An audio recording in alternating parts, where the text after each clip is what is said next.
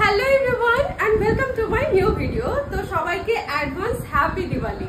তো আজকে তো দীপাবলির আগের দিন, আমি এই জাস্ট অফিস থেকে ফিরলাম কিছুক্ষণ আগেই, রেডি হয়ে এখন আমি বেরোচ্ছি। সামনেই যে আমাদের খুব বাড়ির কাছাকাছি একটা প্যান্ডেল হয় খুব ভালো, কখন তো ওখানে সবাই মিলে যাচ্ছি প্যান্ডেল দেখতে। আজকে ছর্দিও এসছে, ছর্দি দুই মেয়ে আর মেজদি আর মা আর আমি, অবভিয়াসলি আমি তো থাকবোই কমন। তো আমরা সবাই মিলে যাচ্ছি হচ্ছে সামনের ওই প্যান্ডেলটা দেখতে। তো চলো দেরি না করে বেরোনো যাক। তো এদিকে আমার সাথে রয়েছে মিষ্টি, পিহু আর আমার ছর্দি, আমার মেজদি আর আমার মা। ওরা আমাদের একটু পেছনে রয়েছে। আমরা সবাই আজকে হেঁটে হেঁটেই যাচ্ছি, যেহেতু বাড়ি থেকে খুব একটা দূরে নয়, আর রাস্তায় যেতে যেতে বাকি প্যান্ডেলগুলো আমাদের তাহলে দেখা হয়ে যাবে। তো যেতে যেতেই ফার্স্ট প্যান্ডেল দেখা হলো এটা, যেটা আমাদের বাড়ি থেকে ভীষণই সামনে। আর তারপরে যেতে যেতে দেখা হয়ে গেছিলো আমার এই ছোটোবেলাকার বান্ধবী সঞ্চিতার সাথে। সঞ্চিতা আর ওর মাও হয়তো বেরিয়েছিল কোথাও একটা, দেখা হয়ে ভালো লাগলো। তারপরে বেরিয়ে চলে গেলাম সোজা আমাদের ডেস্টিনেশন। মানে যেই ঠাকুরটা আমরা দেখতে বাড়ি থেকে বেরিয়েছিলাম, মানে অকাখর ঠাকুরটা, এটা হলো তারই গেট। গেটটাই ভীষণ সুন্দর বানিয়েছে। আর ঠাকুরের কথা তোমাদের কি বলবো, প্যান্ডেলটা তো তোমাদেরকে কাছ থেকে দেখাবোই। এখানকার ঠাকুর দেখার জন্য এত ভিড় হয় যে ঠাকুরটা মোটামুটি কালী পুজোর 4-5 দিন পরও আমি যখন রাস্তা দিয়ে পেরোচ্ছিলাম দেখলাম ভালো মতো ভিড় আছে। আর এদিকে মেজদি আমাদেরকে বলছে যে আমার পায়ের জুতোটার সাথে তোরা কেউ প্লিজ জুতো এক্সচেঞ্জ কর, কারণ এই জুতোটা পরে আমি আর হাঁটতে পারছি না।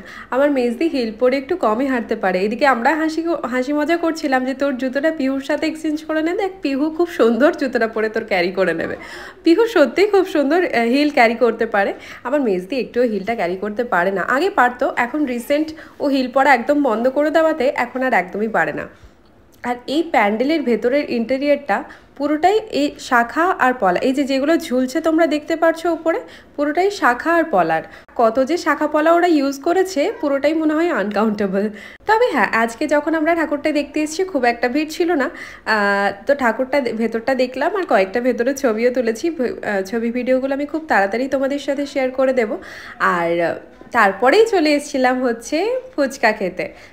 বাইরে বেরোনো মানে ফুচকা খাওয়াটা মেয়েদের কাছে মাস্ট। আমার মনে হয় প্রায় প্রত্যেক মেয়েই এটা করো, আমি তো করি বাবা। ফুচকা আমি বাইরে বেরোলেই খাই। যদিও বা ফুচকার টেস্টটা না খুব একটা ভালো ছিল না, ফুচকাটা একটু মেয়ে গেছিলো, কিন্তু ফুচকার সাথে সব কিছু কম্প্রোমাইজ করা যায়, ঠিক আছে, খেয়ে নেওয়া যাবে। আমরা আজকেই ঠাকুর দেখতে বেরিয়েছি, কারণ তোমরা তো জানো কালী পুজোয় আমরা থাকি না, গ্রামের বাড়ি চলে যাব কাল সকাল সকাল। তাই আজকেই আমরা বেরিয়ে পড়েছি সামনের এই ঠাকুরটাই স্পেশালি দেখবো, আর কোথাও যাওয়া হবে না। কারণ আমি তো অফিস থেকে ফিরে আবার এখানে এসেছি, তো রাত মোটামুটি অনেকটাই হয়ে গেছে, দেখার সময়ও নেই। আর গিয়ে ব্যাগ প্যাকিংও করতে হবে, আমার ব্যাগ প্যাকিংও এখনও পর্যন্ত কমপ্লিট হয়নি। বাড়িতে গিয়ে আমি ব্যাগটা গোছাবো, তারপরে কালকে সকালবেলা বেরিয়ে পড়বো। তারপর ফেরবার পথে দাঁড়িয়েছিলাম আমরা এই গ্যারেজে, কারণ মেজদি স্কুটির সিটটা ও অনেক দিন আগেই কিনে রেখেছিল রেডিমেড, কিন্তু ওটা গাড়ির মধ্যে লাগানো হয়নি। মানে অনেক দিন ধরেই ওর সিটের তলে এটা ঘুরছিল।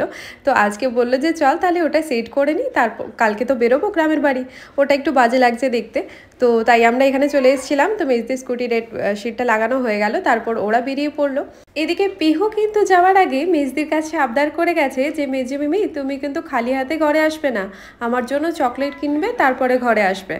তো মেজদি এখানে যাচ্ছিল পিহুর জন্য চকলেট নিতে। পিহুর জন্য একা নিলে তো হবে না, সাথে অনেকগুলো বাচ্চা আছে ইনক্লুডিং মি।